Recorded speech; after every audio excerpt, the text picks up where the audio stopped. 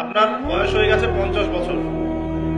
যদি আজকে রাত্রে একটু সততার সাথে ঠান্ডা মাথায় চিন্তা করেন 50 বছরের মধ্যে কত সময় আপনি অযথাই নষ্ট করেছেন, আমি চ্যালেঞ্জ করলাম আপনি পাবেন মিনিমাম 10 থেকে 20 বছর সময় নষ্ট করে ফেলেছেন।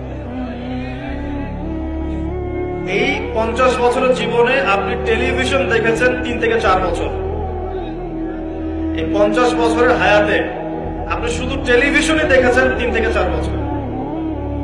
চায়ের দোকানে আড্ডা পিটিয়েছেন এরকম 2 বছর।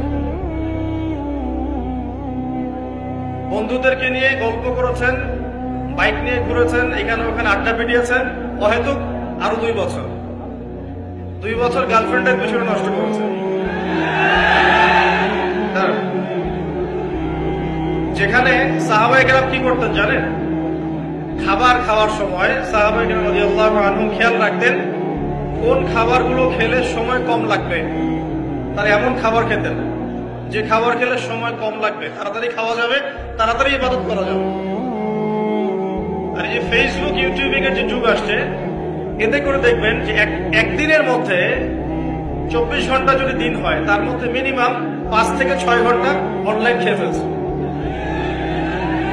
হয়তো কোনো কাজ নাই, এমনি স্ক্রলিং, কে কি বললো, কে কি করলো, কে কাকে কি বললো, কে কার বিরুদ্ধে কি করলো, মজা। আমরা আসলে কিছু মনে করবেন না, আমরা জাতিগতভাবে অনেকটা ফ্যান্টাসি প্রিয় জাতি। আর ফ্যান্টাসি খুব ভালো লাগে, কনস্ট্রাকটিভ কাজ নাই।